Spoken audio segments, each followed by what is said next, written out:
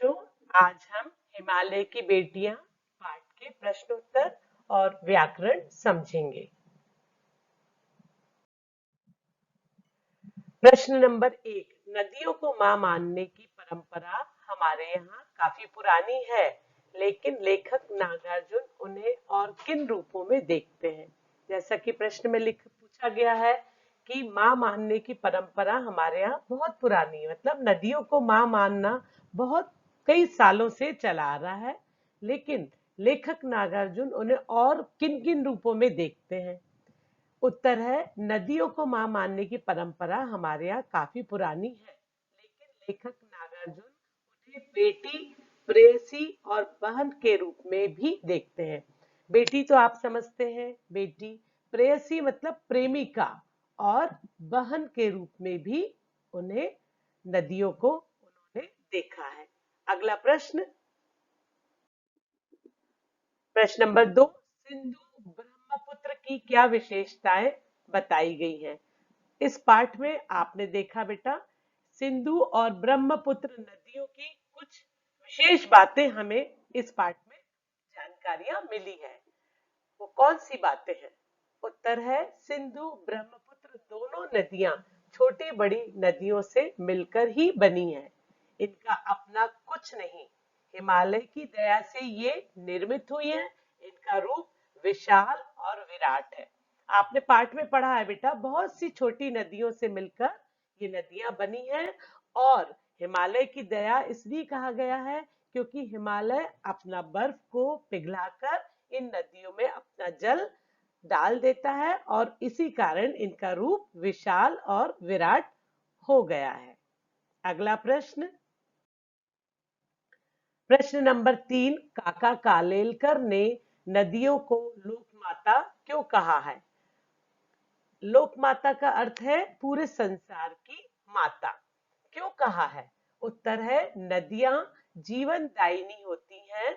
मानव द्वारा दूषित होने के बाद भी एक माँ की तरह सबका कल्याण करती है। इसीलिए काका कालेलकर ने नदियों को लोकमाता कहा है। नदियां जो है बेटा, वो जीवन देने वाली हैं। हमको नदियों से जीवन मिलता है, क्योंकि इन्हीं के द्वारा फसलें उत्पन्न होती हैं और हमें जल भी पीने को मिलता है। दूसरी बात, मानव ने अपनी सुविधा के लिए, अपने स्वार्थ के लिए इनको दूषित किया है, और दूषित मतलब गंदा किया है।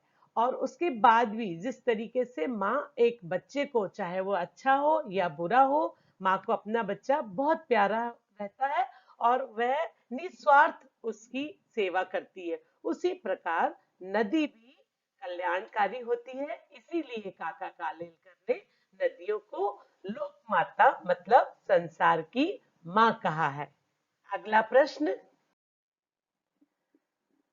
प्रश्न नंबर 1। ये लेख से आगे जो पाठ में दिया गया है उसका प्रश्न है। यह लेख 1947 में लिखा गया था। तब से हिमालय से निकलने वाली नदियों में क्या क्या बदलाव आए हैं? मतलब 1947 में ये लेख जो पाठ पढ़ रहे हैं आप, ये लिखा गया था, और तब से ये नदियों में क्या क्या चेंजेस आए हैं? तो उत्तर है इसका, 1947 में ये लेख लिखा गया था, तब नदियों का जल स्वच्छ हुआ करता था। आज आबादी बढ़ने से और अन्य कारणों से नदियों का जल दूषित हो गया है। वर्षा कम होने से भी इनका मूल रूप बदल गया है, जिसके कारण नदियों के प्रवाह में भी कमी आई है। मतलब बेटा, नदियों का जो जल स्वच्छ हुआ करता था 1947 में, हमारे देश की आबादी, जनसंख्या इतनी नहीं थी जितनी आज है, और इसी कारण से जनसंख्या बढ़ने से जगह की भी कमी आई है और हमारी आवश्यकताएं भी बढ़ गई हैं, जिनके कारण काफी प्रदूषण फैला है, और इसी कारण नदियों का जल भी गंदा हुआ है। और जो हमारा वर्षा का चक्र है वो भी बदल गया है, और बारिश भी कम होने लगी है। तो इसके कारण उसके मूल रूप में भी बदलाव आ गया है। नदियां अब कम प्रभाव देती है, मतलब नदियों की गति जो है, नदियों में जल कम होने के कारण वो उसमें प्रवाह भी कमी आ गई है। अगला प्रश्न, प्रश्न नंबर 2, कालिदास ने हिमालय को देवात्मा क्यों कहा है? देवात्मा का अर्थ है देवों की आत्मा। क्यों कहा है?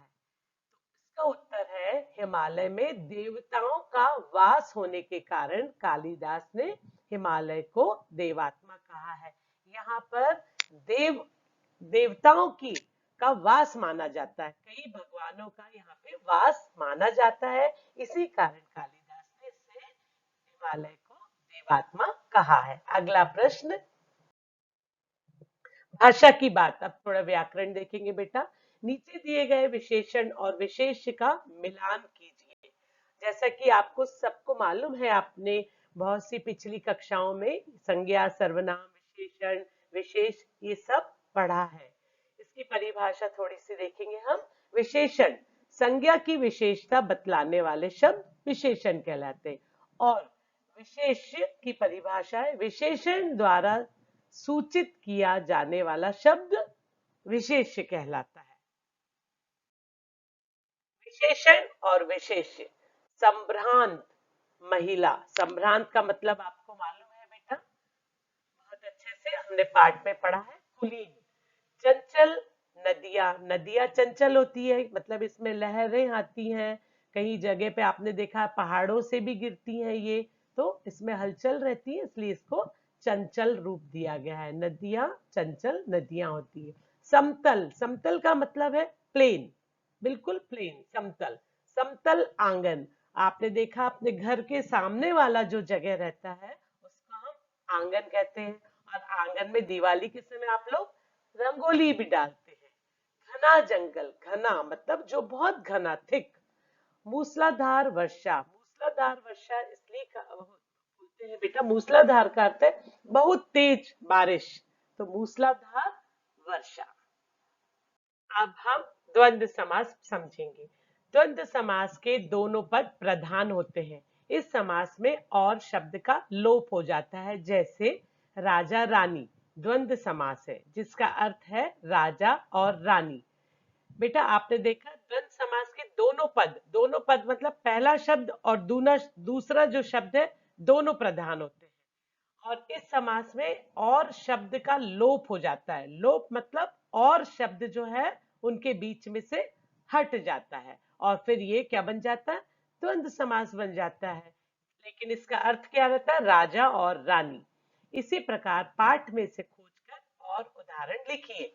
छोटी बड़ी, दुबली पतली, भाव भंगी, माँ बाप। आपने देखा इन शब्दों के बीच में और शब्द नहीं है, इसलिए ये सारे द्वंद्व समास के उदाहरण माने जाते हैं।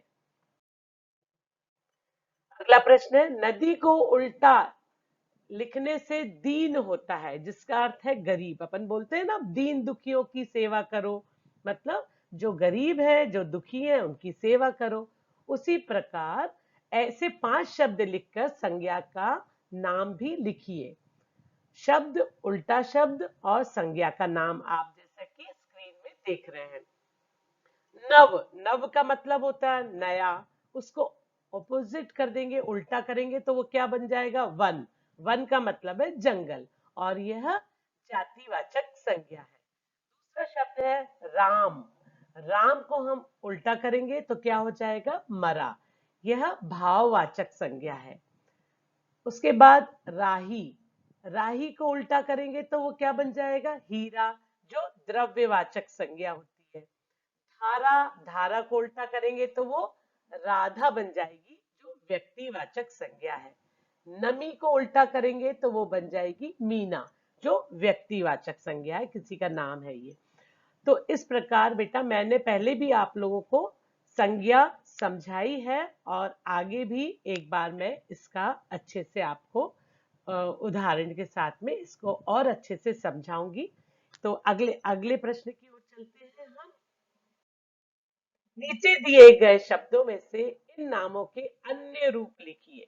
जो नाम है, और इस पार्ट में आपने देखा नाम लिखे हैं, लेकिन कई बार हम देखते हैं कि नाम तो ठीक है, वो तो चलन में आ जाते हैं, लेकिन उसका जो असली नाम होता है, सही रूप होता है, वो कुछ और होता है। तो इसी प्रकार हम देखेंगे ये जो नाम दिए गए हैं इनका दूसरा रूप कौन सा है? सतलुज इसका दूसरा रूप है शतद्रुम। झेलम इसका दूसरा रूप है वितस्ता। रोपड़ इसका दूसरा रूप है रूपपुर। अजमेर अजय मेरू। बनारस वाराणसी। चिनाब विपाशा। थैंक यू बच्चों, मुझे उम्मीद है आपको सारी चीजें अच्छे से समझ आई होंगी।